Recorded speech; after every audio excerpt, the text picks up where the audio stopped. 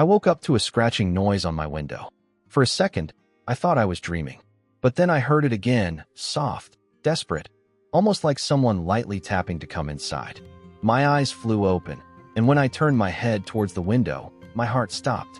There she was, a lynx, standing on her hind legs, front paws pressed against the glass, those big golden eyes locked right onto mine. For a moment, I didn't move. I didn't even breathe. Her fur was patchy, her ribs slightly showing under the thick spring coat. I could see the dampness around her mouth, the way her ears drooped a little with exhaustion. My first instinct was fear. This was a wild animal. She could tear me apart in seconds. But then something else rose inside me. Pity. Or maybe it was something deeper. The feeling that I was witnessing a creature holding on to its last hope. I sat up slowly so I wouldn't scare her away. She didn't move, just kept staring at me, her paws trembling against the glass. It was early, maybe 5 in the morning. The sky was pale gray outside, the forest behind her silent except for distant woodpeckers echoing through the birches. I stood up and walked to the kitchen. My boots were still wet from yesterday's rain, and I pulled them on quickly, grabbing the leftover chicken from the fridge. As I opened the back door, cold morning air rushed over my face. She had disappeared from the window, but I saw her sitting a few feet away near the birch tree, watching me with those same tired eyes. My legs were shaking slightly as I stepped outside. Every instinct in me screamed to go back inside, but her eyes kept me moving. I crouched down on the wooden steps and held out the piece of chicken. She didn't move at first. She just sat there, panting softly, her ears flicking at every rustle in the bushes. Then, slowly, she rose to her feet and took a cautious step forward. Her paws pressed into the damp ground, making almost no sound. When she was close enough, I saw fresh cuts along her front leg, like she had torn herself running through thorn bushes. She stopped just out of reach, her nose twitching as she sniffed the chicken in my hand. I whispered without thinking, "It's okay, girl. I'm not going to hurt you." Her ears flicked towards my voice. For a second, I thought she'd run away. But then, with one swift motion, she lunged forward, grabbed the chicken from my hand, and jumped back, keeping her eyes locked on mine the whole time. I didn't move.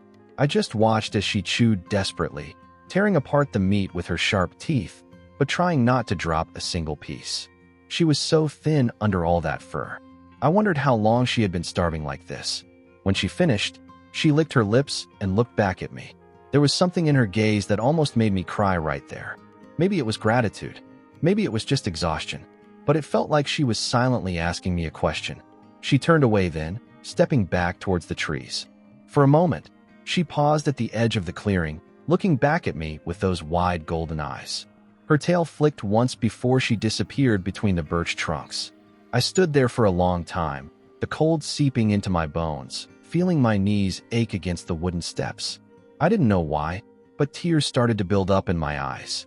Why did she look at me like that, like she was waiting for me to do something more? I went back inside, closed the door softly behind me, and leaned against it, my chest tight with something I couldn't name. I didn't know then that this was only the beginning. But her eyes, they haunted me all day. Why did she look at me like that, like she was waiting to see what I would do next? The next morning, I woke up earlier than usual. I barely slept that night, replaying her eyes in my mind over and over. There was something about the way she looked at me that made it impossible to think about anything else. I kept wondering if she was out there in the cold darkness, alone, starving again. I got up at 4, made myself some coffee, and stood by the window, staring out into the fading darkness. The sky was just beginning to lighten into that soft blue of early spring mornings. I couldn't see her anywhere, but my gut told me she wasn't far. I pulled on my boots and jacket and stepped outside, the wooden steps creaking under my weight. The air was crisp, carrying the smell of damp earth and pine needles. I stood there for a moment, listening to the forest waking up around me, chickadees chattering, a distant woodpecker hammering high up in the birches. Then I saw movement between the trees. My breath caught in my throat. She was there, but this time, she wasn't alone. She stepped into the clearing silently, her paws gliding over the wet grass. Behind her, 3 tiny shapes stumbled after her, their little bodies wobbling on unsure legs. My heart twisted so hard in my chest, I felt dizzy for a moment. The cubs were so small. Their fur was still fuzzy and uneven, their ears too big for their heads, making them look both awkward and heartbreakingly innocent. They huddled together behind her legs, peeking out at me with wide, curious eyes. I didn't move. I didn't even breathe. I could see her ribs even clearer today in the early light. Her eyes locked on mine again, and this time there was no fear in them, only tiredness and something like pleading. I whispered under my breath, "What did you do? Girl, why did you bring them here?" She stood still for a while, scanning the tree line behind her as if checking for danger, then looking back at me. Slowly, she lowered herself onto her haunches, and the cubs clumsily crawled around her, one of them falling over its own paws and squeaking softly. My hands were shaking as I stepped back inside. I rummaged through the fridge for whatever meat I had left, half a pack of chicken thighs and some ground beef. I grabbed it all and went back outside, crouching low at the bottom of the steps. She watched me carefully but didn't move away. I placed the meat in front of me on the grass and backed up a little, sitting down on the top step. My knees cracked loudly. One of the cubs flinched at the noise and buried its face into its mother's side. "Come on, you need this." She waited a few more seconds, then rose and walked towards the food, her cubs stumbling after her, tripping over twigs and each other. When she reached the meat, she didn't eat right away. Instead, she nudged it towards the cubs. My throat tightened so hard it hurt. They sniffed it hesitantly before biting into it with their tiny teeth, fighting over each piece with quiet, desperate growls. She watched them eat, her head low, her tail flicking nervously. After they had eaten almost everything, she bent down and picked up what was left, chewing quickly but still keeping her eyes on me. For a brief moment, we just stared at each other. I felt something break inside my chest. That was when I heard it. Voices, far off, echoing through the trees. Men laughing, their voices rough and sharp against the quiet morning. I turned my head towards the sound, my stomach twisting with dread. Hunters. She heard them too. Her ears shot up, and she grabbed one of the cubs by the scruff, looking back at the other two who immediately huddled close to her legs. The voices grew louder, and then I saw flashes of orange vests between the trees. They were still far, but moving this way, probably looking for deer or rabbits. But if they saw her, my pulse pounded in my temples. I stood up quickly, making the wooden steps creak again. She flinched, her eyes wide with panic. "Go," I whispered harshly. "Get out of here." She didn't move for a second, her eyes locked on mine with that same desperate pleading as yesterday. Then, with a flick of her tail, she turned and her cubs scrambled after her, disappearing into the undergrowth. I stood there, my hands clenched into fists, watching the hunters walk by in the distance, their rifles slung casually over their shoulders. They didn't see her today, but tomorrow, who knew? I sat back down on the step, feeling the rough would dig into my palms, and watched the place where she had vanished. I still didn't know why she trusted me enough to bring them here. But deep inside, I felt it. This was only the beginning. I didn't know yet that this was the start of our fight to keep them alive. I just knew one thing. I still saw her eyes when I closed mine that night. And I knew I wasn't ready to let them down. That afternoon, I was stacking firewood behind the shed when I heard voices again. At first, I thought it was the same hunters from before, but then I recognized the deeper, rougher voice of my neighbor, Daniel.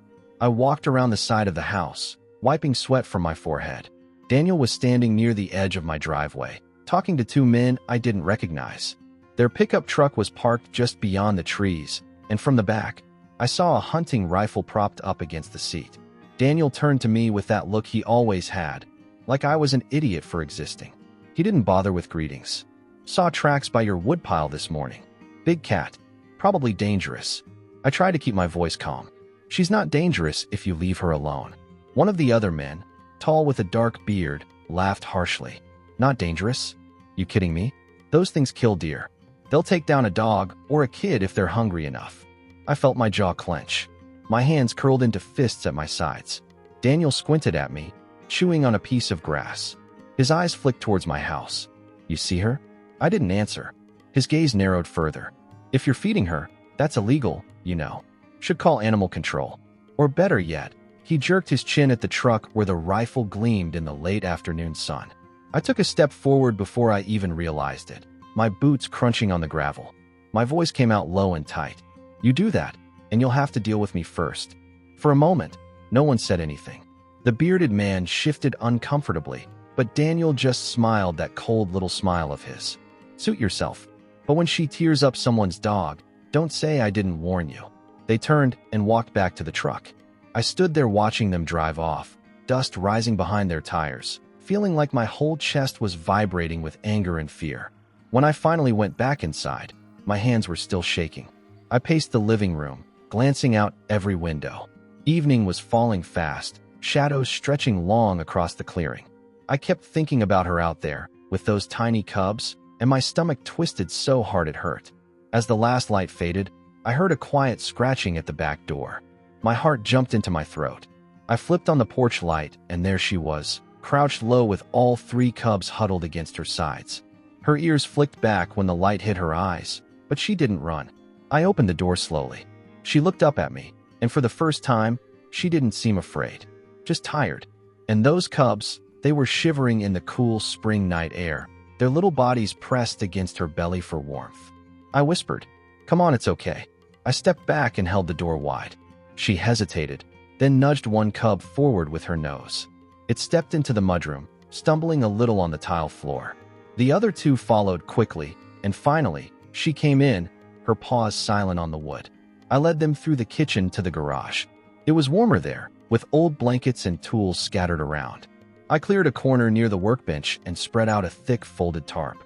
The cubs immediately curled up together on it, tiny heads resting on each other's backs. She stood over them, looking around the garage, her ears twitching at every creak and hum. Then her eyes met mine. For a second, it felt like she was nodding at me, like she understood exactly what I was doing. I closed the garage door gently, leaving just a small gap for air. The smell of oil and sawdust mixed with the faint, wild scent of her fur. I sat down on an overturned bucket, resting my elbows on my knees. My whole body was shaking with adrenaline. Outside, the night was silent except for the distant croak of frogs in the marsh. Then, somewhere far in the woods, I heard it. A gunshot. My heart slammed so hard against my ribs I nearly fell off the bucket. Another shot echoed, then silence. I looked at her. She was staring at me, her ears flattened, her body tense, as if she understood exactly what that sound meant. Cold fear spread through my chest, wrapping tight around my lungs. This was only the beginning, and for the first time, I wondered if I'd be able to protect them. But when I looked at her eyes, full of trust and terror at the same time, I knew one thing. I had to try, because when I heard that first gunshot, it felt like a warning from the dark, and it filled me with a horror I had never felt before. Rain was falling hard that night. It hammered on the metal roof of the garage, echoing like drums around us. I sat on the cold cement floor, back against the workbench, staring at her where she lay curled around her cubs on the tarp. They were asleep, tiny bodies rising and falling with each breath, but she was wide awake, ears flicking at every sound outside. I checked my phone again. No signal. Only the blinking message from earlier. 2 missed calls from Daniel.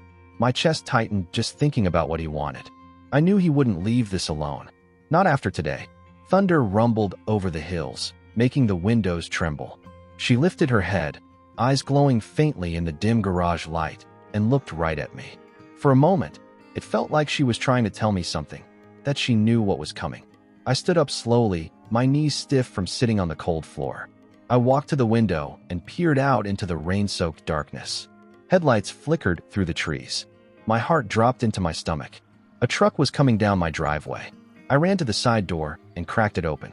Rain sprayed against my face, cold and sharp. I could hear the engine now, growling low as it crawled over the muddy ground. The headlights swung across the side of the house, lighting up the wet grass like a stage. My phone buzzed in my pocket. I grabbed it with shaking hands. "Hey, pick up." Daniel's voice was low and serious. "We're out here. We saw her tracks again. We're going to put her down tonight before she hurts someone." I swallowed hard, trying to keep my voice steady.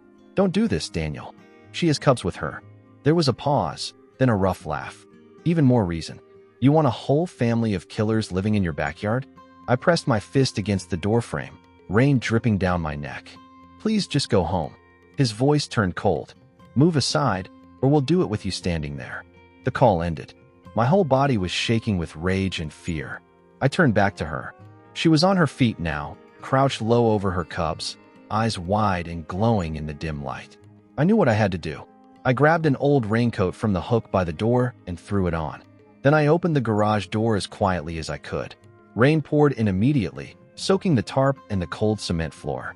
"Come on, girl. We have to go." She didn't move at first. The cubs squeaked in confusion, huddling closer to her belly. I stepped forward and whispered again, my voice breaking. "Please, they're coming. We have to go now." She lifted her head, sniffed the air, then looked at me with those deep golden eyes. Slowly, she nudged the first cub to its feet, then the second, then the third. They stumbled after her as she stepped out into the rain, her fur flattening instantly against her thin ribs. I led them around the side of the garage, keeping low, my boots sinking into the muddy ground with each step. The truck headlights were bright on the other side of the house now. I could hear doors slamming, men shouting to each other over the roar of the rain. "This way, come on." I guided them down the narrow path that led into the lower part of the forest, away from the driveway. Branches slapped against my face as I pushed through the undergrowth, rain dripping down my forehead into my eyes. Behind me, I heard her low growl, urging the cubs to keep up. Halfway down the trail, I heard it, the sharp crack of a gunshot splitting the rain and darkness. I froze, my breath coming in ragged gasps. Another shot, closer this time. They were coming. I turned to her.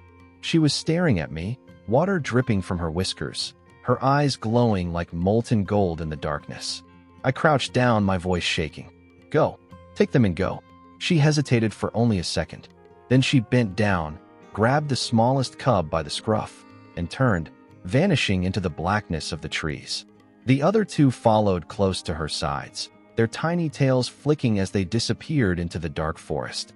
I stayed there for a few more seconds, listening. The rain pounded on the leaves above me, masking every sound. I could hear the men shouting in the distance, the harsh beams of their flashlights swinging through the trees. Then, just as I turned to head back towards the house, I heard it. A wild cry, high and fierce, echoing through the stormy darkness. Her cry. It was raw and primal and full of something that felt like gratitude and grief. And then there was only the sound of rain falling through the silent trees and the hammering of my heart against my ribs. It had been a month since that night. A month of long, restless days and even longer nights.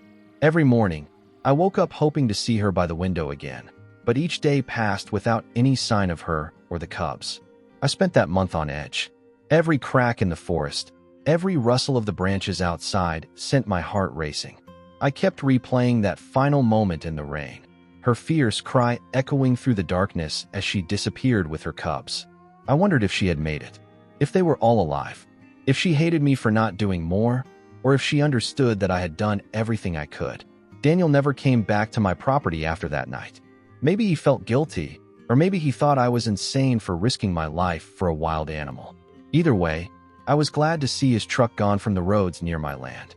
I spent most evenings on the porch, staring into the twilight forest, listening for sounds I knew by heart. The wind through the birches, the frogs in the marsh, the owls calling across the dark hills. But never her. Then, one early morning in late May, I woke up before dawn. I don't know what pulled me out of sleep, but my chest felt tight, and there was a strange calm in the air.